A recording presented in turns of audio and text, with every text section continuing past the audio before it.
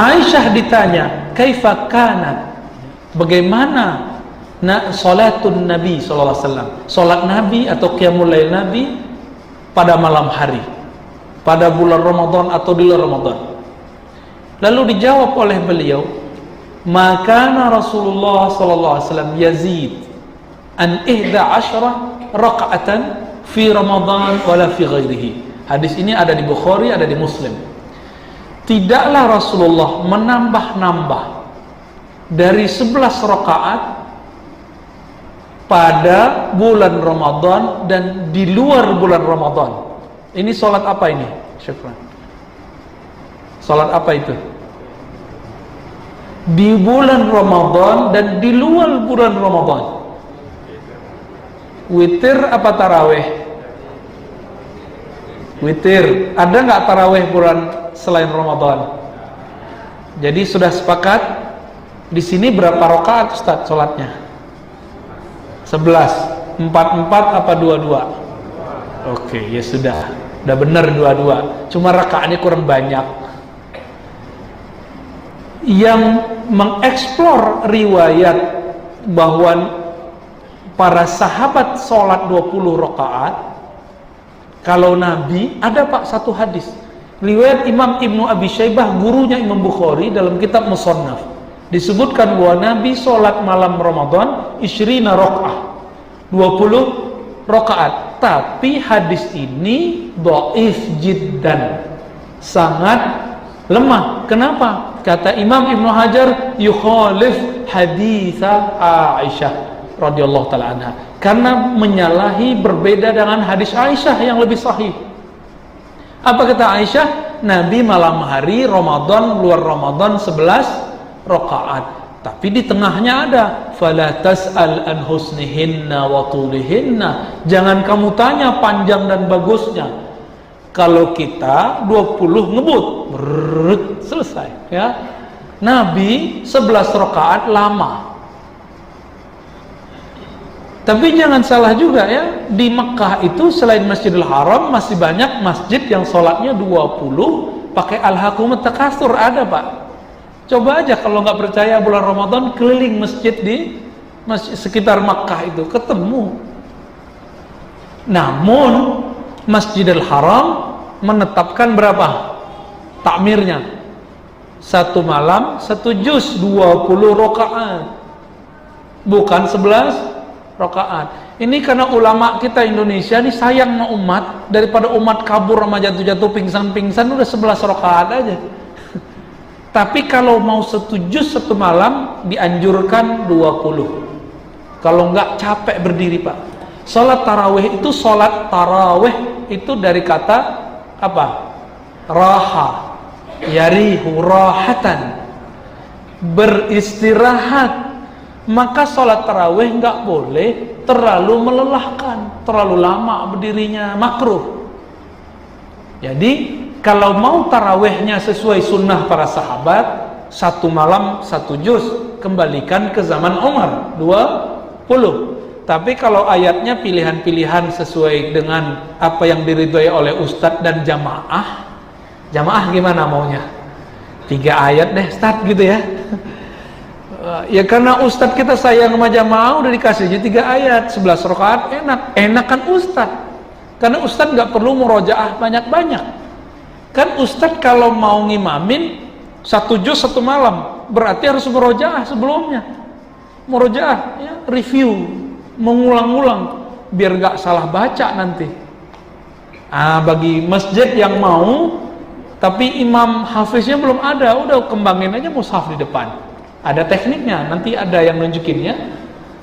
Namun kalau ini masih ragu, jadi perdebatan, sudah boleh berapa rakaat? 11 rakaat. Tapi perlu diingat Pak, Nabi tidak disebutkan sholat tarawih 11 rakaat. Itu sholat apa tadi? Sholat witir. Inilah perbedaan ulama jumhur ahlus sunnah, bahkan ijma para sahabat dengan Syekh Albani. Syekh Albani nulis buku tentang tarawih, lalu mengatakan tidak boleh lebih dari 11 rakaat.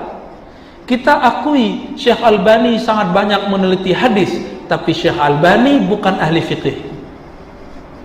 Kita semua mengakui Pak, Kami kalau nulis karya-karya ilmiah mengenai kualitas hadis, ya kita nukil Syekh Albani.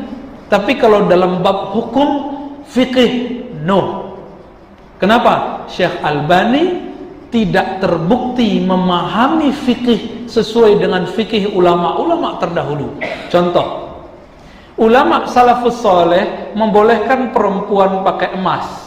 Syekh Albani melarang. Bahkan mengatakan, kok Imam Syafi'i ya tajahal, pura-pura nggak tahu nih meriwayat Nabi melarang beberapa perempuan pakai emas. Itu kalaupun ada sudah dihapus. Tapi oleh Syekh Albani dibalik. Yang dihapus dianggap penghapus. Di kitabnya ada Zafaf, maka rame di Timur Tengah waktu itu. Mengenai salat tarawih, Syekh Albani nulis di salah satu majalah. Waktu itu belum terkenal Syekh Albani, ya. Guru saya menceritakan juga masalah ini, bahwa guru kami Syekh Ali Mustafa Yaqub menceritakan tentang Syekh Al-Ansari, ulama Mekah, ulama Saudi, bukan ulama Mekah, ya, yang mendiamkan, ulama Saudi diam dengan perkataan Syekh Albani. Apa kata Syekh Albani? Menambahkan tarawih lebih dari 11 sama dengan sholat zuhur 5 rakaat. Bahaya nggak tuh perkataan begitu? Terlalu semangat. Kenapa?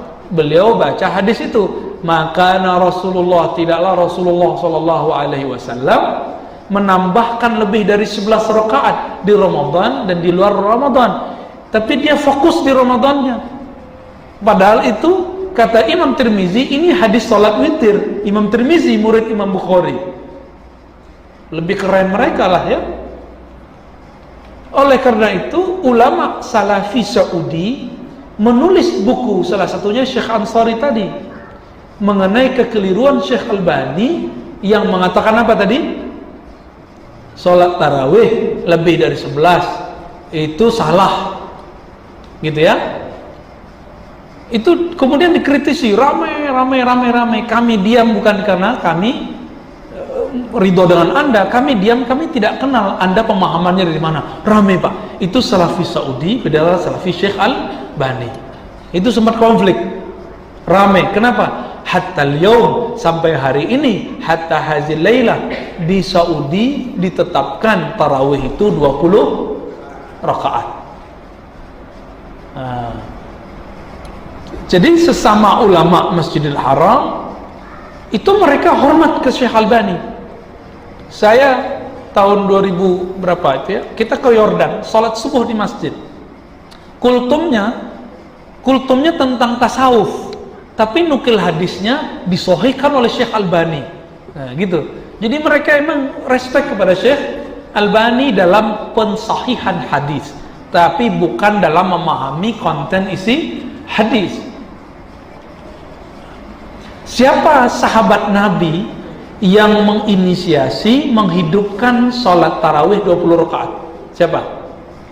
Sahabat Nabi Umar ibnul Khattab. Dalam riwayat Imam Malik dan riwayat-riwayat yang lain, Baihaqi dan lain-lain, ya, disebutkan bahwa Umar bin Khattab Amirul Mukminin melihat ada orang sholat, ada yang lagi ruku, ada yang sujud, ada yang lagi berdiri, ada yang lagi tidur-tiduran. Beliau kemudian gak senang. Apa kata beliau? Ya Ubay, wahai Ubay bin Ka'ab, sholatlah kamu pimpin orang-orang yang sholatnya gak teratur itu. Jadi dulu setiap bulan Ramadan di zaman Umar, mereka sholat aja di masjid tapi tidak jelas rakaatnya berapa, suka-suka. Maka dibuatlah paket oleh Umar. Cuma ini indikasi, jangan-jangan Nabi dulu pernah sholat 20 rakaat, tapi hadisnya tidak sahih. Nah, yang ini sahihnya Umar, Ubay, Ali bin Abi Thalib, sahabat-sahabat semua sholat tarawihnya berapa? 20 rakaat. Ketika semua sudah rapi sholat, Umar patroli. Jadi kadang-kadang karena beliau ini khalifah, beliau suka belusukan Pak, bukan pencitraan. Belusukan, ngecek ini sholatnya gimana di sini, ngecek kemana-mana. Kadang-kadang beliau ikut sholat, kadang-kadang beliau pindah sholat tempat lain. Apa kata beliau? Ni'matil bid'atu hadhihi. Senikmat-nikmat, sebagus-bagus bid'ah ya ini, rapi gitu sholatnya, imam ruku semua. Semenjak saat itulah, kata guru kami Syekh Hasan itu, tersepakatlah, bukan tersepakat ya, terciptalah sebuah kesepakatan bahwa tarawih itu ya 20 rakaat. Tapi mereka tidak mengatakan mesti 20, boleh kurang, boleh lebih. Cuma itu ijma, namanya ijma sukuti wa fi'li wa qawli, digabung 3. Kesepakatan perbuatan, perkataan dan sukut. Semua ulama sahabat diam, nggak ada yang mengingkari. Tiba-tiba Syekh Albani mengingkari. Nah, di situ kemudian terjadi perdebatan panjang. Bapak selamatkan Allah, Indonesia dulu semuanya 20 rakaat. Tapi kemudian ulama Indonesia membaca sebuah buku judulnya Subulus Salam. Pernah dengar? Syarah dari Bulughul Maram. Itu Bulughul Maram buku fikih tapi berdasarkan hadis. Dalil-dalil aja, nggak ada penjelasannya. Imam Ibnu Hajar Al-Asqalani, pensyarah Sahih Bukhari. Beliau ini nulis buku Bulughul Maram, lalu dijelaskan, dikembangkan isinya oleh Imam Son'ani. Tapi Son'ani ini tidak murni Ahlus Sunnah, dia bermazhab Zaidiyah. Zaidiyah ini disebut Syiah bukan Syiah, disebut Sunnah bukan Sunnah. Kenapa nggak disebut Syiah murni?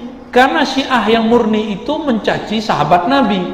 Mereka mengatakan haram mencaci sahabat Nabi. Tapi kalau ditanya mana yang lebih mulia, Abu Bakar Pak Ali, dia jawaban siapa? Ali. Nah, ini namanya kelompok Zaidiyah. Namanya Imam Son'ani, semasa dengan Muhammad bin Wahab dan kirim-kiriman surat, saling puji-puji dulu.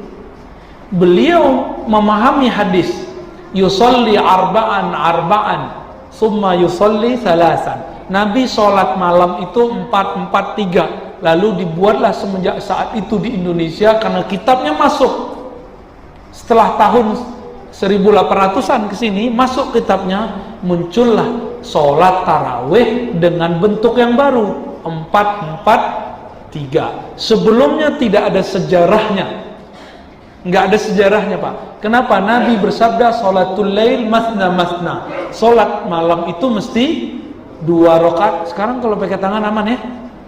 Kalau dulu kan kita nggak boleh, kita begini salah.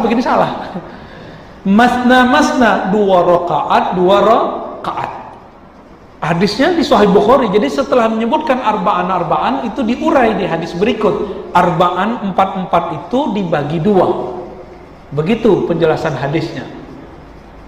Namun kalau ada yang mengamalkan zahir hadis gini, gimana Ustaz? Dia sholat 4-4-3. Bener nggak? Secara tekstual bener. Tapi mengamalkan hadis bukan hanya tekstual. Hadis itu pemahamannya harus diriwayatkan. Yang meriwayatkan pemahaman siapa? Ahli fikih. Oleh karena itu, jika ahli hadis berbeda pendapat dengan ahli fikih mengenai pemahaman hadis, yang diutamakan ahli fikih. Jika ahli fikih beda dengan ahli hadis mengenai kualitas hadis, yang diutamakan ahli hadis. Itu kaidahnya. Bisa diulangi? Jika ahli hadis beda pendapat dengan ahli fikih mengenai makna hadis, maka yang diutamakan diikuti siapa? Ahli fikih. Jika ahli hadis beda pendapat dengan ahli fikih mengenai kualitas hadis, maka yang diutamakan ahli hadis. Begitu cara menerapkannya. Nggak boleh, hadisnya begini, berbeda pendapat dengan para ulama ahli fikih, ini bisa bentrok, ya. Nah, itu seni kaidah-kaidah dalam memahami hadis-hadis Ramadan. Sampai jam berapa kita Pak? Sambung lagi pada Isya. Ini udah masuk belum? Belum. Bismillah.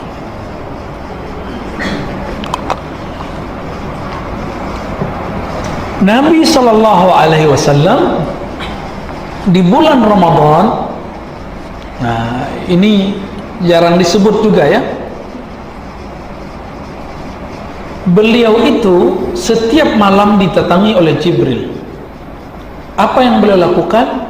Setoran Al-Quran. Maka disunnahkan bulan Ramadan kita khatam sebanyak-banyaknya.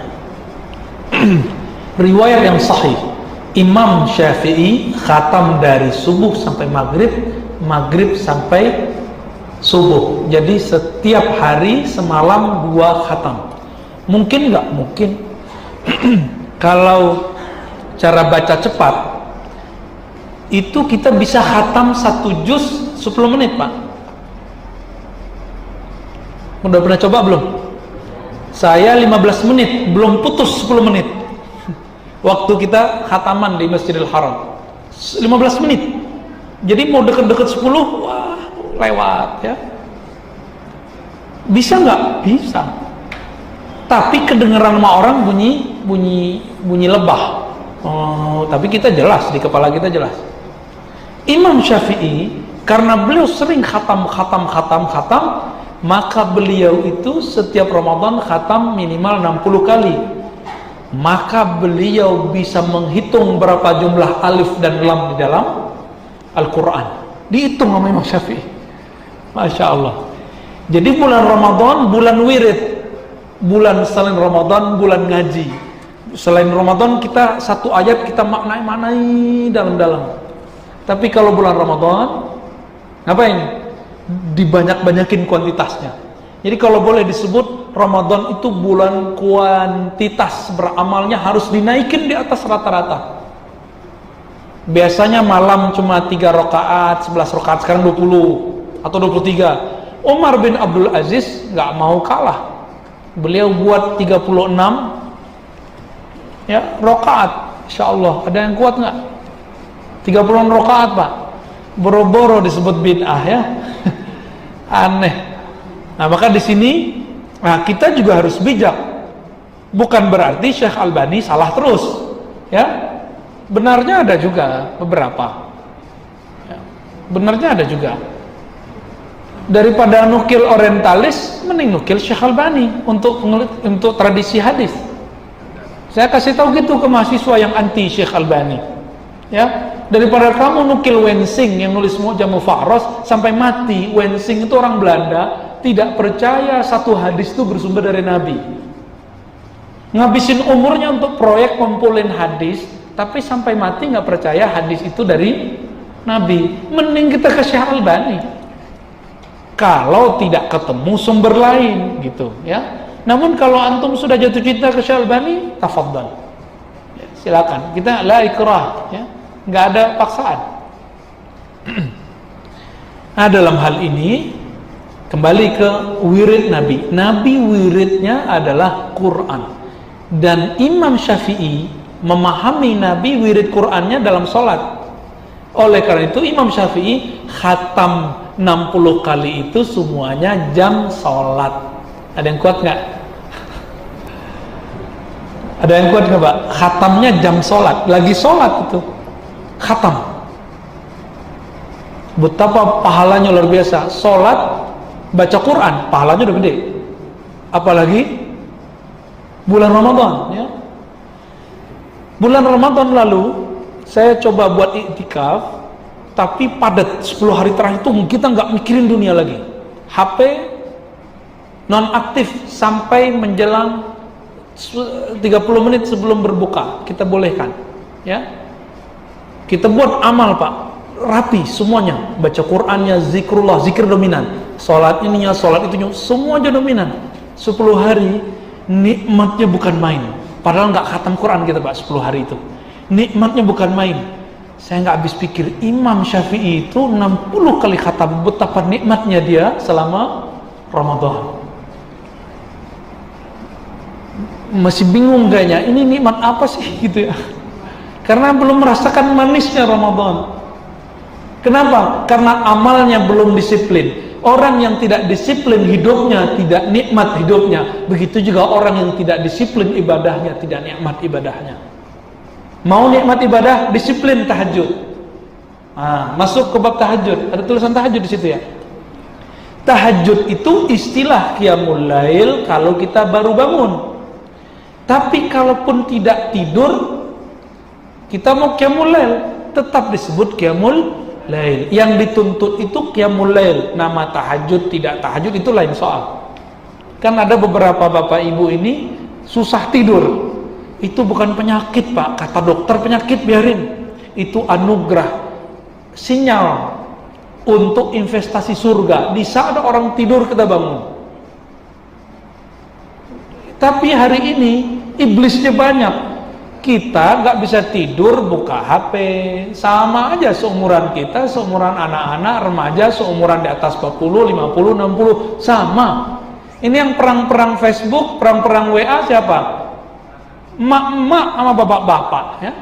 Oh, di atas umur pensiun. Saya mikir ini emak-emak ini kapan baca Qur'annya? Bapak-bapak ini kapan baca Qur'annya? Debat aja sepanjang waktu. Masalah 0102 gak beres-beres. Gak beres-beres. Kayak mau selesai masalah ini dengan perdebatan mereka. Emang kalau kita menang debat, masalah di dunia selesai? Debat tidak pernah menyelesaikan masalah. Maka saya tidak suka dengar orang debat, tidak suka acara-acara debat di televisi, nggak suka, Pak. Kita aja debat masalah hadis nggak selesai masalahnya. Walaupun dia benar, kita susah terima. Kita benar, dia susah terima, karena niatnya sudah nggak benar, pengen mengalahkan orang. Ini yang kemudian menjadi penyakit kolbu. Udah, nanti Ramadan tinggalkan debat. Mau debat politik, apalagi debat agama, amalkan yang jelas-jelas. Ikuti ulama kalau tidak tahu dalil. Kalau tahu dalil lebih afdal. Tapi kalaupun tahu dalil, mengertikah cara memahami dalil? Nggak tahu juga. Masih disebut taklid walaupun antum tidak mengaku taklid. Orang yang hari ini mengatakan saya tahu dalilnya, Ustaz. Betul, kamu tahu dalilnya, tapi kamu tidak tahu proses dalil itu. Dalam istilah kami masih disebut taklid.